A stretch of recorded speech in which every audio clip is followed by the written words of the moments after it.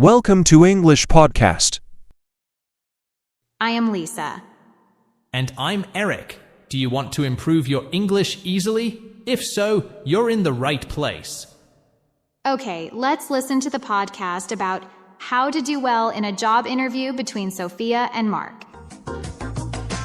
Hi, everyone. Welcome to Career Boost, your podcast for career tips. I'm Sophia, and today I have Mark with me. Hi, Sophia. Hi, listeners. Today we're talking about how to do well in a job interview. Whether it's your first interview or your 10th, these tips will help you make a great impression. Exactly. Interviews can be stressful, but being prepared makes a big difference. Let's get started with the first tip. Mark, where should we begin? The first tip is simple but crucial. Do your research. Before the interview, learn about the company.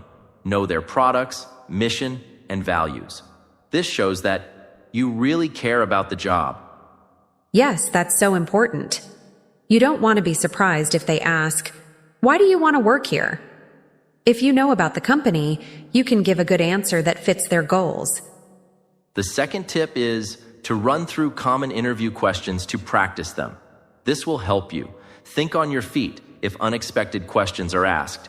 You might hear things like, "Tell me about yourself," or "What are your strengths and weaknesses?" If you've practiced, you'll feel more confident. Right. But make sure your answers don't sound robotic. Practice is good, but keep it natural. Great point. When practicing, use the STAR method for questions about past experiences. STAR method means situation, task, action, result. It helps you answer questions like, "Can you give an example of when you solved a problem at work?" Yes. The STAR method makes your answers clear and easy to follow. Describe the situation, explain your role, talk about the task, and finish with the result. It shows you're organized and focused on results. Exactly. Now, our third tip is nonverbal communication. It's not just about what you say, it's about how you say it. Keep good eye contact, sit up straight, and give a firm handshake. These small things matter. Absolutely. Body language shows confidence.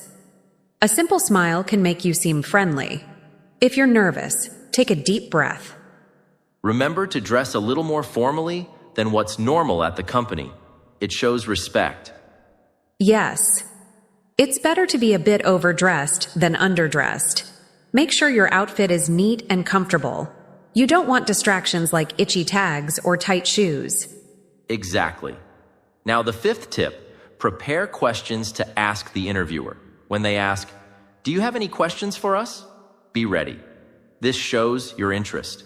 Good questions could be, "What do you expect from the one in the position?" Or, "How would you describe the company culture?" These help you learn about the job and show you've thought about it. Great examples, Sophia. One more key tip. Follow up with a thank you email. It's simple, but eventually effective. Mention something from the interview to make it personal and say you're still interested. This small gesture can leave a lasting impression and keep you in their mind. Yes, definitely. It leaves a good impression, and remember to keep it short and professional. Let's recap, Sophia. Do your research. Practice questions using STAR. Focus on nonverbal cues. Dress well, ask questions, and send a thank you email. Perfect.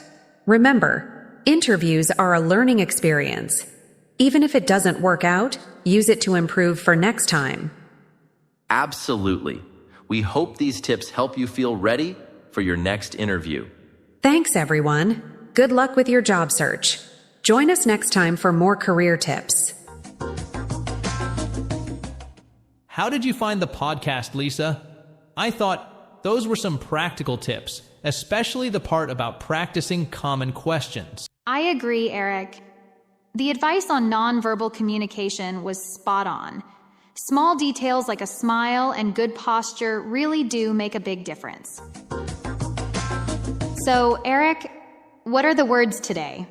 The first word today is crucial. Then we will continue with eventually and to matter. then run through. And the final one is think on one's feet. If so, let's start with the first word. The first word is crucial. Crucial. Now, let's see how this word is used in the podcasts, and then we'll explain it in more detail. The first tip is simple but crucial. Crucial is an adjective, and it means something that is extremely important or necessary. It's a word we use when something really matters and can make a big difference in the outcome. Now, let's hear how this word is used in a sentence. Here's one. It is crucial to get enough sleep before a big exam. It means that getting enough sleep is very important because it can affect how well you do on the exam. Now, your turn, Lisa. All right, here's my example. It's crucial to wear a helmet when riding a bike. Good one. It means that wearing a helmet is very important to stay safe. If you fall, the helmet will protect you. Let's quickly talk about a little grammar tip here. Crucial is an adjective, so it usually comes before a noun, like crucial decision, or after the verb is, as in, this is crucial. Eric, is crucial formal or informal? And how often is it used? Well, crucial is quite common and is more on the formal side, but not too fancy. It's something you can use in everyday conversations as well as in more serious settings. Yeah, for example, you could use it at work or even talking with friends. It's not too heavy, but it shows that something really matters. Okay, well, I think we've explained the word crucial. Let's move on to our next word. Okay, Lisa. The next word is eventually. Eventually. This is a great word that you will often hear in English. But firstly, let's see how Tom and Sarah used this word in the podcasts. Follow up with a thank you email. It's simple, but eventually effective. Eventually is an adverb. It means after a long time or after some delay. It tells us that something will happen, but not right away. It will happen later. For example, the rain was heavy in the morning, but eventually the sun came out. This means that at first it was raining a lot, but later, after some time, the sun appeared. It didn't happen quickly, it took some time. Great example, Lisa. Let me give you another example. After studying hard for months, John eventually passed his English test. This means that John worked and studied for many months, and after that long time, he passed the test. It shows that the result happened after some waiting or effort. Now, Eric, do you think eventually is formal or informal? I think eventually is more neutral. You can use it in both formal and informal situations. It's quite common in both writing and speaking. Yes, I agree. You can use eventually in a conversation with a friend or in a business email, and it will be just fine. And one more thing, it's great for storytelling. When you want to build up to something in a story, eventually adds a little drama. Like, and eventually, they found the treasure. Exactly. Okay, I think we've explained this word pretty well. Yes, let's move on to the next word. The next word is to matter. To matter. So what does to matter mean, Eric? Let's see how this word is used in the podcasts, and then we'll explain it in more detail. Keep good eye contact, sit up straight, and give a firm handshake. These small things matter. To matter is a verb. It means to be important or to have value. When something matters, it means it's significant and people care about it. For example, family and friends matter more than money. This means that family and friends are more important than money. They have more value in life. Great example, Eric. Let me share one too. It doesn't matter if it's raining. We will still go to the park. This means that the rain is not important. It won't change their plan to go to the park. To matter is a verb, but it's different from other action verbs. We don't use it in continuous forms like mattering. Instead, we say, it matters, or it doesn't matter, and so on. The verb is usually used in sentences like something matters or something doesn't matter. Good point. Eric, do you think the verb to matter is formal or informal? To matter is neutral. It's not too formal, but you can definitely use it in both formal and informal situations. For example, you can say, your opinion matters to a friend or in a work meeting. Right. And it's quite common in everyday speech. People often say, it doesn't matter. Don't worry about it, which means it's not important. Yes, that's true. And if you ever hear someone say, what really matters is, you know they're about to tell you something important to them. I think our listeners now understand the meaning of this phrase. Let's move on to our next word. The next word is run through. Run through. This word can have different meanings, but today we'll explain the most common one. But firstly, let's hear how it is used in the podcast.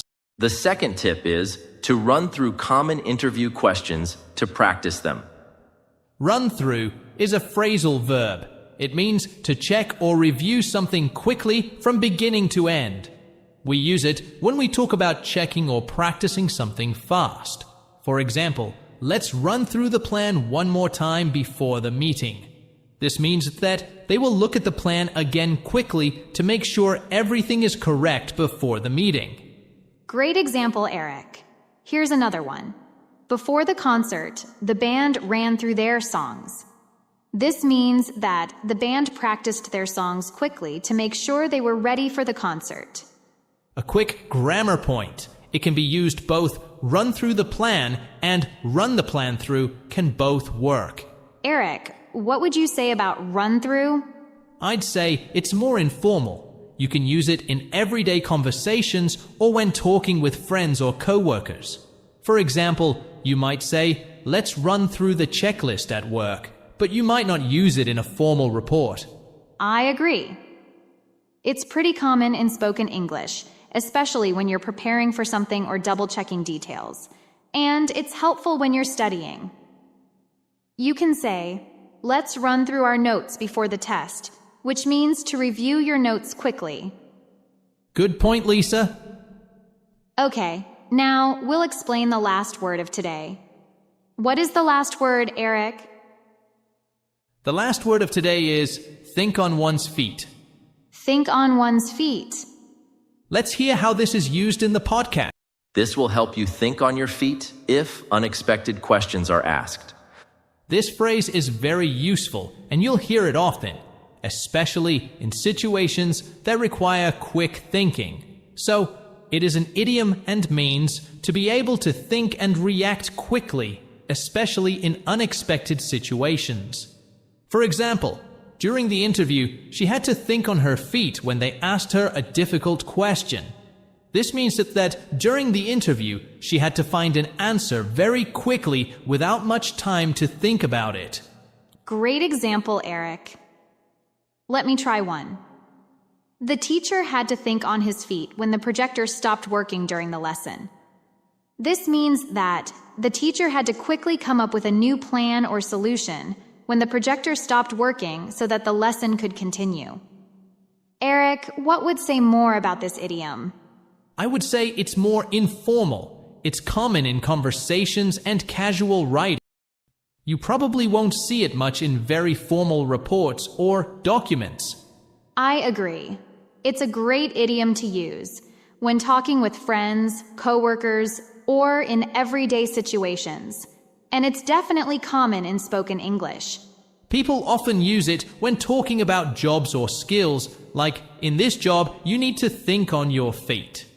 Well, that's it for today's episode of Simply Explained English. We hope you found the words helpful and the explanations easy to understand. Thanks for listening. Keep studying your English And stay tuned. Bye for now.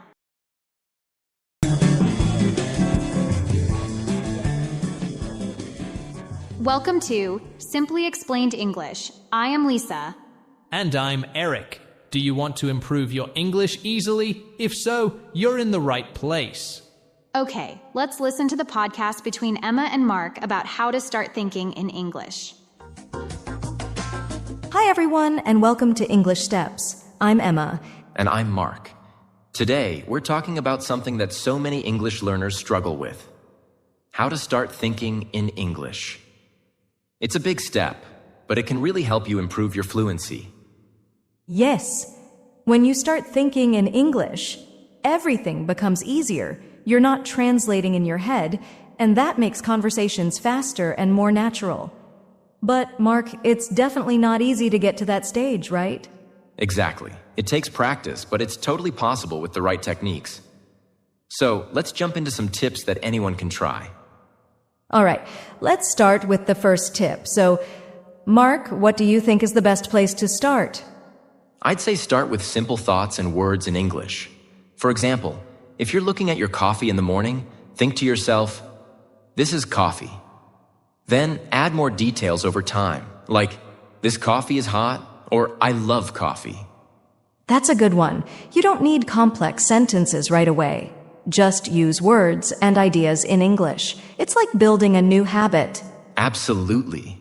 And it works because it gets your brain used to processing English instead of your native language. You can even start with small questions to yourself like, "What will I do today?" or "Where am I going?" That's true. Asking yourself questions in English, even if they're really simple, is such a good way to start thinking in English naturally. Eventually, this becomes a habit and feels easier over time. Okay, what's next, Mark? Well, another tip is describing things around you out loud is really beneficial for your English. Speaking aloud can make it feel more real. For example, when you're walking down the street, you could describe what you see, like, "The sky is blue," or "There's a big tree over there." Yeah, I love that. Speaking out loud can make it feel more real. And honestly, don't worry if someone hears you. They'll just think you're practicing a new language, which is great. True. And if speaking out loud feels strange, you can just think these things to yourself. It still helps. And Emma, what do you think about using English on social media? Does it help? Definitely. Social media can be a great tool for this. You can set your phone and apps to English and follow English-speaking accounts. This way, you're getting daily exposure without even realizing it. Yes, I love that idea. Plus, seeing English in your daily life feels more natural, like a part of your routine. Exactly. Another great way to start thinking in English is by having a conversation with yourself. It sounds a little funny, but when you're alone, try to have a full dialogue in English, like, "How are you?" "I'm good, thanks. How about you?" That's a fantastic tip, Emma. You really hit the nail on the head with that tip about practicing without anyone else. It's such a helpful idea, especially if someone feels shy about speaking. Yes, and let's not forget reading and listening to English. The more you read and listen, the easier it becomes to think in English. Your brain starts picking up the natural flow of the language. Exactly. You can even watch shows or listen to podcasts in English. And here's an idea. Try to summarize what you heard or read in your own words. It might be challenging at first, but you will get through it with practice. Just keep practicing, and over time, it'll feel more natural. To recap, start with simple words and sentences, describe things around you, follow English content on social media, talk to yourself, and don't worry about mistakes. Just keep going. Perfect summary, Emma. We hope these tips help everyone start thinking in English more often. Thanks for listening, everyone. And remember, thinking in English is a skill that you can develop with a little patience and practice. Wow, that was really helpful, wasn't it, Eric? Absolutely, Lisa. I really liked how Emma and Mark broke it down step by step. Thinking in English is such a game changer for fluency. Totally agree. I think my favorite tip was about talking to yourself in English. It might sound silly, but it works. Same here. And I liked how they mentioned describing things around you. I mean, I do that sometimes without even realizing it. Like, "Oh, it's a sunny day today." It just keeps my brain in English mode. Exactly. It's all about those little habits. I think our listeners will find these tips really practical. I agree, Lisa. Okay. Well, Eric, what are the words today? The first word today is beneficial. Then we will continue with out loud and exposure. Then get through. And the final one is hit the nail on the head. Let's start with the first word, Eric. The first word is beneficial. Beneficial. Now, let's see how this word is used in the podcasts, and then we'll explain it in more detail. Describing things around you out loud is really beneficial for your English. Beneficial is an adjective. It means something that is good or helpful for you. When something is beneficial, it brings positive results or advantages. Exactly. For example, eating fruits and vegetables is beneficial for your health. This means that eating these foods helps your body stay strong and healthy. That's right, Lisa. Another example is exercising regularly is beneficial because it helps you stay fit and feel better. In this sentence, beneficial shows that exercise is helpful for both your body and your mind. Good example, Eric. Beneficial can be used to describe activities, habits, or situations that bring positive results.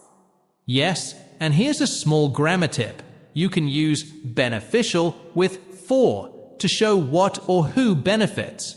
For example, beneficial for your health, beneficial for your English.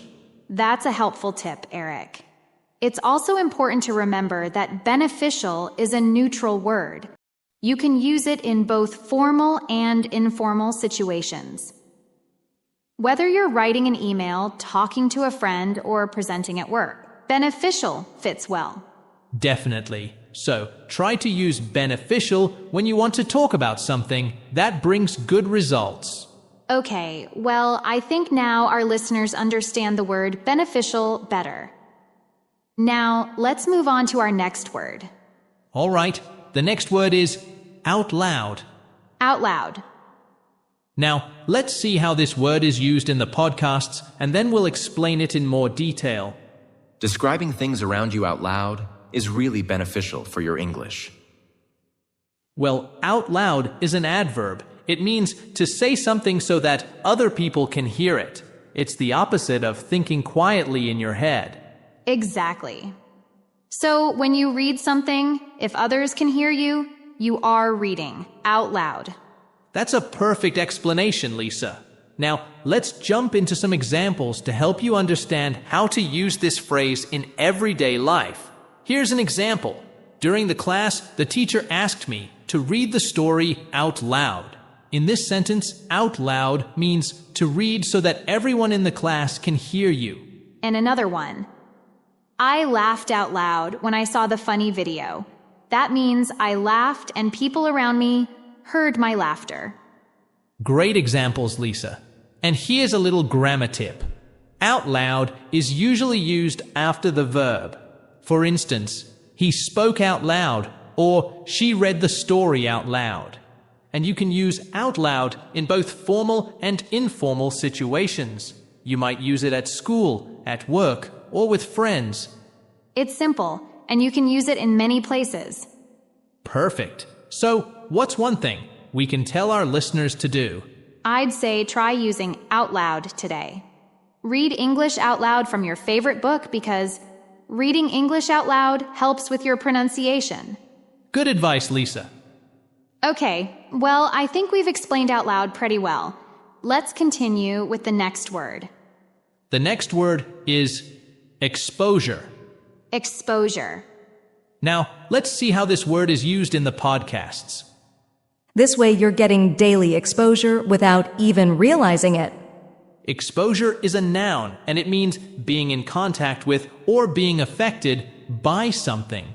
For example, if you are outside on a very sunny day without a hat, you have exposure to the sun. Yes, exposure can mean being near something that could affect you, like weather, light, or even information. Let's look at some example sentences to understand this better. Here's my example. After spending hours outside, Tom's skin was red from too much exposure to the sun. This means that Tom's skin was affected because he spent a lot of time in the sun. That's a good one, Eric. Here's another. Exposure to English every day helps you learn the language faster. This means that being around English, listening, reading, or speaking helps you get better at it. Great examples, Lisa. Now, here's a practical tip. Exposure is used with the word to. We say exposure to the sun, exposure to new ideas, or exposure to cold weather. Also, exposure is a neutral word. You can use it in both formal and informal situations. You might hear it in news reports, in school, or even in everyday conversations. Right. So you might say, too much exposure to loud noise can harm your hearing. Or, in a more casual way, exposure to different foods helped me find new dishes I love. Okay, well, I think now our listeners understand the word exposure better. Now, let's move on to our next word. The next word is get through. Get through. Now, let's see how this word is used in the podcasts. It might be challenging at first, but you will get through it with practice. Get through is a phrasal verb.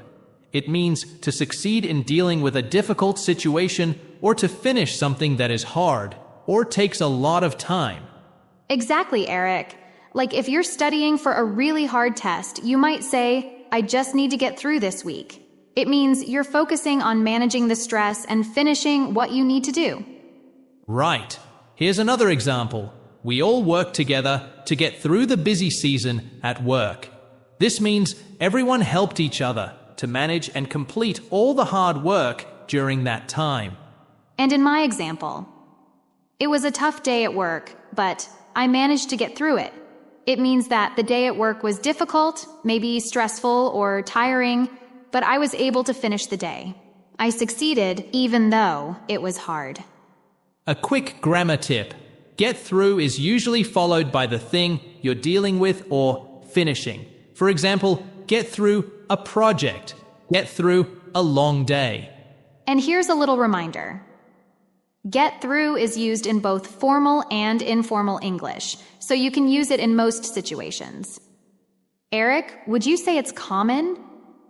Oh yes, it's pretty common, especially when talking about tough days, challenges, or even boring tasks. What do you think, Lisa? Absolutely. I use it all the time when I'm talking about my work or even studying. It's definitely a useful phrase to know. Okay, well, I think we've explained this phrase well. Let's move on to the last word of today. The last word today is hit the nail on the head. Hit the nail on the head. Now, let's see how this word is used in the podcasts. That's a fantastic tip, Emma. You really hit the nail on the head with that tip about practicing without anyone else. Hit the nail on the head is an idiom. It means to say something that is exactly right or to describe a situation perfectly.